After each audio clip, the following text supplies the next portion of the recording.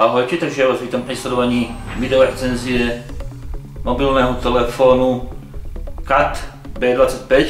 Ak sa vám zdá ten názov nejaký povedomý z trošku inej sféry biznisu, áno. Je to presne tá firma, ktorá vyrába bagre a rôznu stavebnú techniku a pustila sa aj do výroby vlastných mobilov. Mobil CAT B25 je zvláštny tým, že je vlastne veľmi odolnej konštrukcie a nečakajte tu žiaden dotykový mobil. Nie je to smartfón.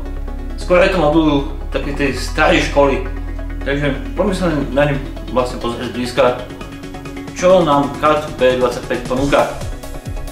CAT B25 je konštruovaný veľmi odolne, ako vidno. Je vlastne obalený ochranným púzdrom. Všetky výstupy, tlačítka a ovládacie prvky sú chránené proti prachu a dokonale zakrytované. Takže napríklad aj USB port na nabíjanie je zakrytý krytkou, takúto protiprachovou. Ono pri týchto mobiloch je totiž dôležité, aby veľa vydržali. Dokonca by mali vydržať aj menšie topenie vo vode až do hĺbky 1 metra, čo si následne vo videu vyskúšame v menšom crash teste. Mobil je dvojsimkový, čož je na takých stavbách výhoda, lebo počítam s tým, že môj zamestnávateľ používa inú sieť než ja. A tak keď som v práci, nemusím tlačiť do roboty svoj drahý smartfón, ktorý by som v presných podmienkach asi za chvíľku odpálil, ale s týmto mobilom si proste pretnem SIM kartu, zavolám si na svojej sieti domov, v práci používam tú, ktorú používa firma, vidím ma to lacnejšie a je to, myslím, celkom dobré riešenie. Fotografovanie, takisto to fotoaparát, priznám sa, neskúšal som ho, myslím, že ale pri tomto mobile je podstatné to, čo vydrží a nejako fotí jeho fotoaparát. Aj tak je v niektorých prevádzkach zakázané fotografovať, pokiaľ viem. A neviem, či by boli stavby vedúci šťastní, keby sme im fotili novú stavbu. Neviem. Jediný, že by som bol stavby vedúci sám, potreboval by som si rýchlo niečo odfotiť a uveriť. Neviem, ako to na stavbách chodí, to mi možno potvrdíte v komentároch. Ako si môžete všimnúť, zadný kryt je veľmi dobre chránený. Pod týmto krytom sa nachádzajú 2 sloty na SIM karty, slot na SD kartu klasickú a samozrejme si odčavovajú sa týmto klasickými šroubíkmi, čo ma teda pravdu povedať trochu zaskočilo. Ale zase je to odolný mobil, takže s takou konštrukciou treba hľadať. Menu vyzerá nejako takto, klasický non-dotykačový štýl. Trošku mi to pripomenulo staré doby Nokia, klasiky. Nemám tam žiadne kontakty, lebo tam nemám SIM kartu vloženú, takže pridanový kontakt vyzerá nejak takto. Pozrieme sa ešte na nejaké menu multimedia, sekundu.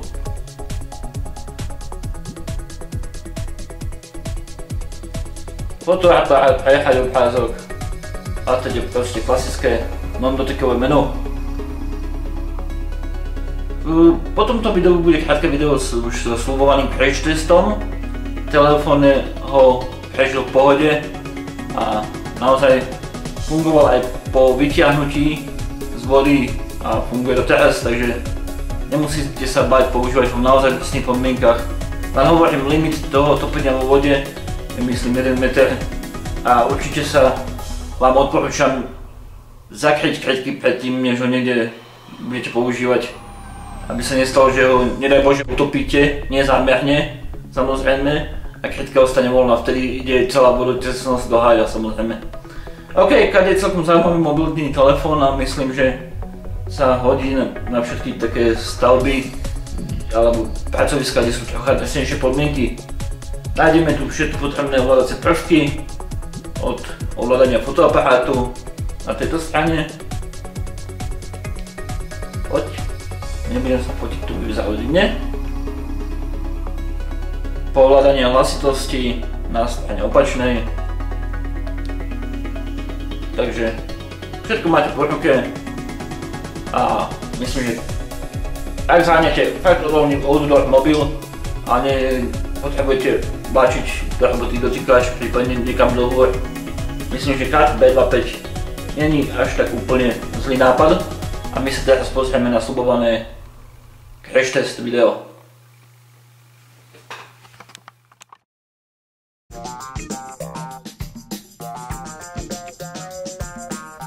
Takže ahojte, vítam vás pri prvom crash teste u mňa na blogu. Čo budeme testovať? No budeme troška topiť mobilný telefón Cat B25 podľa špecifikácií by mal vydržať meter do hĺbky bez poškodenia. Tak uvidíme, čo to dá. Je zapnutý. Tak vám to troška utopiť. Zatiaľ sa zdá, že telefón funguje. A hádam aj fungovať bude, keď ho úplne utopím. No, dáme mu ešte.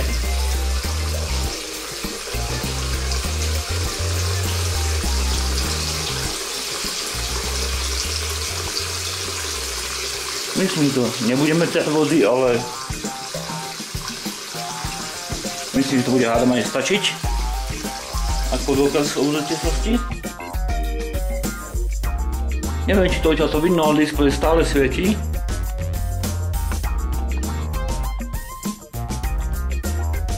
Bez problémov sa dá mobil používať pod vodou, teda samozrejme len ten meter.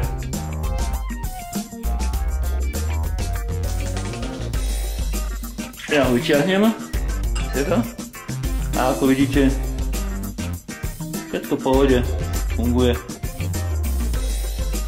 Je najmenší problém. Takže čo sa odolnosti týka, naozaj Cat 25 je celkom odolný mobil, hlavne do takýchto drsnejších podmienok.